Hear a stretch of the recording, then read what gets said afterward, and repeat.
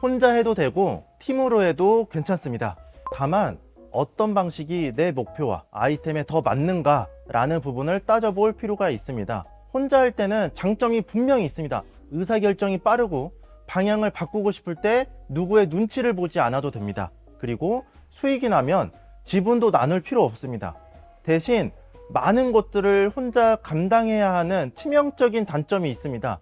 마케팅이며 개발이며 영업이며 운영이며 재무며 모든 것을 한 사람이 다 하다 보니까 어느 순간 성장 속도가 다소 주춤할 수도 있고 번아웃이 오기 쉽습니다. 그렇지만 팀 창업의 경우는 서로 다른 강점을 가진 사람들이 모여서 시너지를 낼 수 있어요. 한 사람은 고객과 시장을 잘 보고, 한 사람은 제품과 기술을 담당하고, 또 한 사람은 브랜드와 콘텐츠를 책임지는 식으로 역할을 나눠볼 수 있습니다.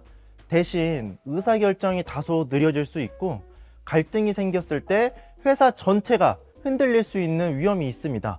그래서 이렇게 질문해보면 좋습니다.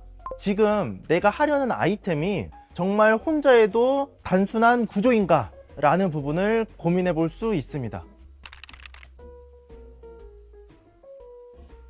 창업을 숫자로만 보면 매출, 그리고 이익, 그리고 기업 가치 같은 지표가 먼저 떠오르실 건데요. 그런데 실제로 창업을 경험하는 사람들에게는 가장 크게 뭐가 얻냐? 라고 물어보면 돈보다는 다른 부분들을 많이 얘기하는 경우가 많습니다.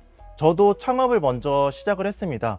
창업을 하면서 다양한 활동을 하고 인프라를 통하여 그간 경험하지 못했던 부분들을 경험을 했습니다. 그래서 창업을 시작했지만 현재는 예비 대표님들 그리고 학생들을 육성하는 교육자의 길을 걷고 있습니다.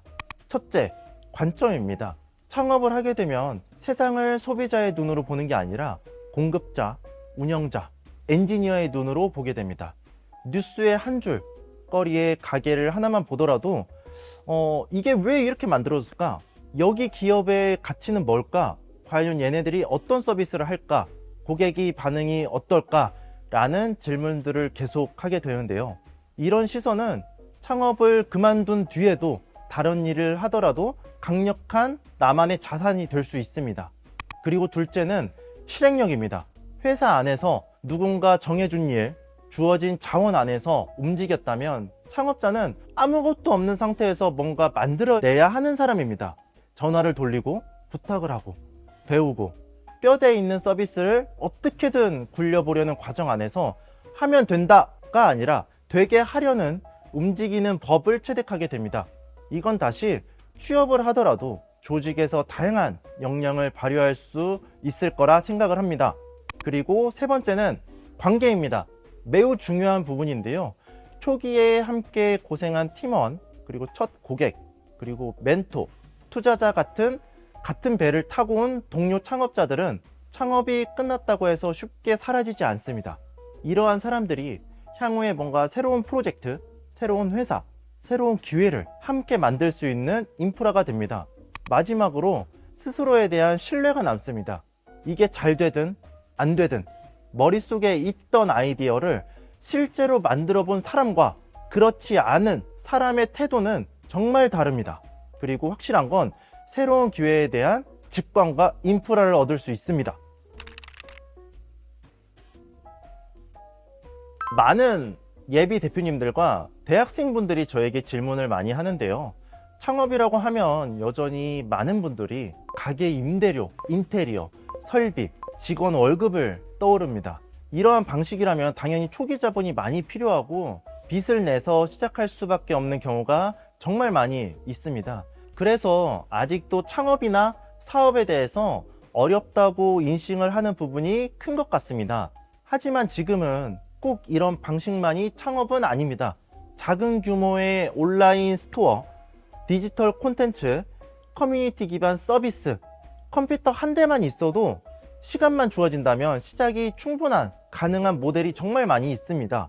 실제 많은 초기 창업자 분들이 크라우드 펀딩 그리고 많은 지원을 통해서 먼저 수요를 확보한 뒤에 생산과 서비스를 확장하는 방식이 정말 많이 있습니다.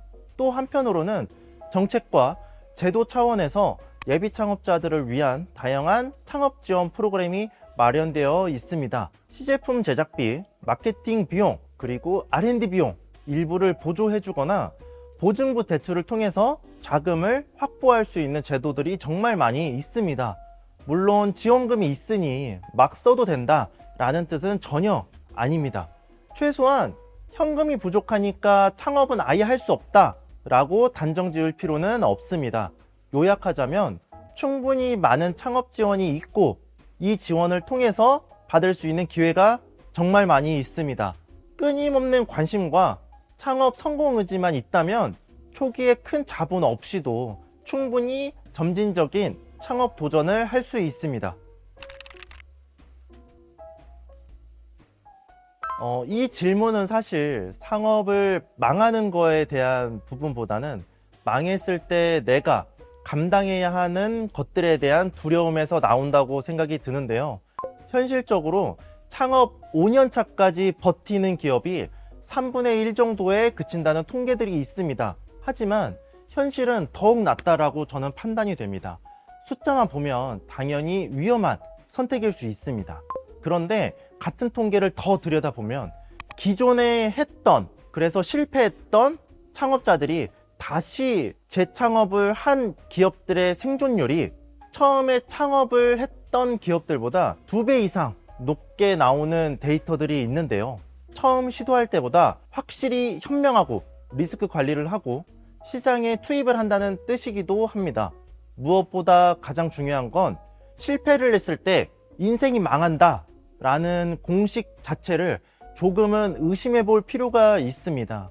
인생을 망하게 하는 것은 실패라는 그 사건 자체가 아니라 감당 불가능한 리스크를 떠안고 무리하게 선택을 했을 때가 많이 있습니다. 그게 아니라면 내가 창업에 대해서 고민하고 있다면 충분히 가치 있는 도전이라고 생각을 합니다. 실패를 두려워하는 마음 자체는 매우 자연스럽습니다. 다만 그 두려움 때문에 아무것도 해보지 못하는 것, 그것이 또 다른 종류의 리스크라고 생각을 합니다. 그래서 제가 추천해드리고 싶은 것은 인생을 송두리째 거는 거대하고 거창한 도전이 아니라 망해도 다시 일어설 수 있는 범위 안에서 작은 도전부터 시작해보는 방식입니다. 그렇게 한 번, 두 번 몸을 던져본 사람에게는 창업은 더 이상 인생을 망치는 사건이 아니라 인생을 넓히는 경험이 될 가능성이 매우 커진다고 생각을 합니다. 여러분, 마지막으로 제가 한 가지 질문을 하도록 하겠습니다. 혹시 좋아하는 색깔이 뭔가요? 제가 이 질문은 많은 예비 대표님들과 학생들에게 하는 질문인데요.